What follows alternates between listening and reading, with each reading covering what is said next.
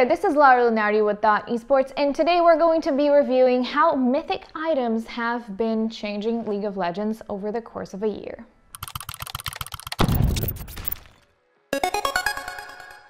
Each League of Legends preseason brings a lot of changes into the game, and following last year's successful Summoner's Rift updates that introduced the Elemental Souls and Rifts, this year's preseason aimed to tackle one of the game's clunkiest features since its release: items. Boris had the in-game shop completely renovated at the end of 2020, no longer requiring players to scroll through pages and pages of items to look for what they needed, unless they hate themselves and still want to do that. In that case, the feature is still available. The shop changed to be categorized by class, and it now offers players suggestions as to which items to build as the game progresses based on the opposing team's composition. Remember having to log into third-party apps for that?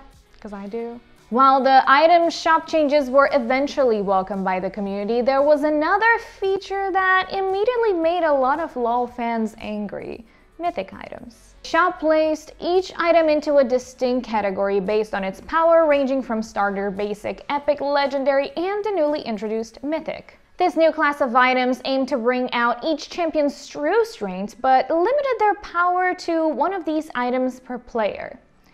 Various older items, including Luden's Echo and Locket of the Iron Solari, were reclassified as mythic items with upgrades that made them much more powerful, if not broken. On top of that, new items were also introduced into this category to compensate for League's various roles, with the game now containing 23 different mythic items. But the short existence of these items has been full of controversy, pointing flaws at their balancing, not to mention that within the first 6 months of Season 11, many have completely defined the meta at different points. But as quickly as Amumu became the king of the jungle tanks to Sunfire Ages, he was uninvited from the Rift once more. The Mummy was nerfed into oblivion alongside the mythic item that brought out his strengths before the new year even began. Another convoluted meta gone, another one was right around the corner: the League of Moonstaff. If 2 items alone could adequately define the Season 11 of League of Legends, it's Moonstone Renewer and Staff of Flowing Waters. These mythic and legendary items respectively took the game's already massive problem with healing and pushed it above and beyond. Moonstone Renewer, one of the new mythic items, focused on empowering enchanters in the support role, aimed at helping champions like Lulu or Janna passively heal their teammates when using their other utility abilities.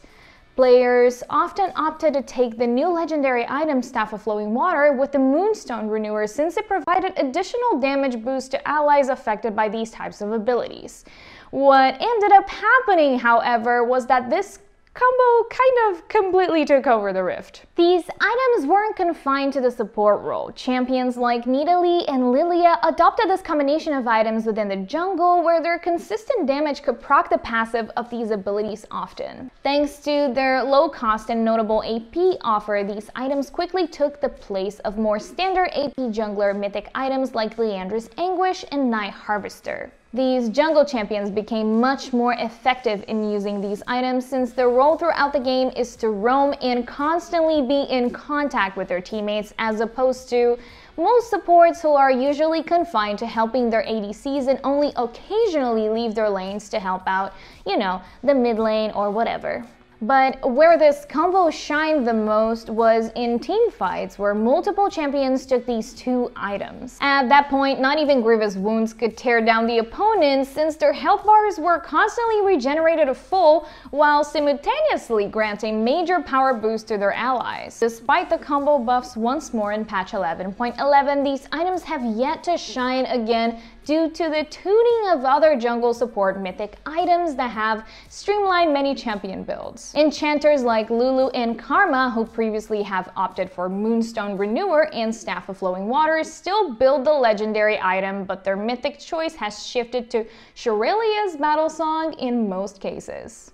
AP junglers heavily rely on the damage output of the Night Harvester and other mage mythic items, rendering these support-oriented build relics of the past. It's not uncommon for League players to refer to the top lane as a sort of island. Most of the time, the champions dueling it out there are tanks that do little damage to one another and are focusing more on farming rather than map effectiveness until a teamfight breaks out or they have sufficient items. While the introduction of Mythic items didn't do much change to that when the season began, there was one top lane fighter-focused Mythic item that sparked controversy for months. Can you guess? It's Gourd Drinker.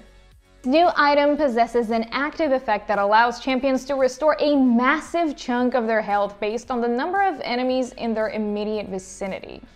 When built on fighters that already had innate healing building into their kits, such as Renekton, Aatrox, and Olaf, their self-sustain was through the roof. These champions became the raid bosses that they had always dreamed of being, but at the dismay of a healthy game meta. Olaf alone had a 92.2% pick and ban rate throughout the 2021 LCS Spring Split, according to the Leaguepedia. Well, that's thanks almost entirely to the immense power and sustain he gained from Gourd Drinker. It wasn't until another Mythic item, Turbocam Tank, took over that Olaf and began to fall out of jungle priority to get replaced by Hecarim and the blast from the past, Udyr. Yet, even with the nerfs, the potency of healing from Gourd Drinker was still too much. Riot ultimately tuned numerous items that grant grievous wounds rather than continuing to nerf Gourd Drinker into oblivion.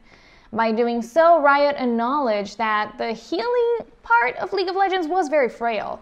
The slightest nerf to these health-sustaining items could completely remove certain champions from all levels of play and reinforce a small champion pool, yet the same could be said for potential buffs. Gourd Drinker has since taken a backseat to other fighter mythics, but it acted as one of the most important aspects of discussion between Riot and players to open up the year. Overall, mythic items have had a large impact on League of Legends in their short 6-month lifespan, but as with any new feature that completely changes the game, they've been nothing short of controversial. Mythic items continue to be the defining aspects of every champion's kit and have allowed many champions to achieve the most success they've ever had since their releases. While Riot originally intended for players to have more variety with their mythic item builds depending on each game's situation, the meta now stands at a point where each champion has a best-in-shot option of rendering some mythics that are overpowered rather than others. Although there is arguably no specific mythic at this moment that is considered game-breaking, champions that have flourished with specific items continue to do so while remaining under the radar for nerfs,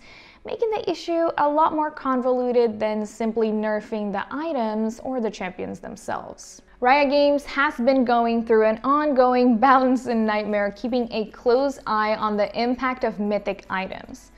Which item do you think needs a little nerf, or maybe needs a little buff? Let us know in the comments. Thank you for watching, and I hope to see you in our next video. If you're interested in more League of Legends and LoL esports content, make sure to give us a subscribe and follow us on Twitter at @esports.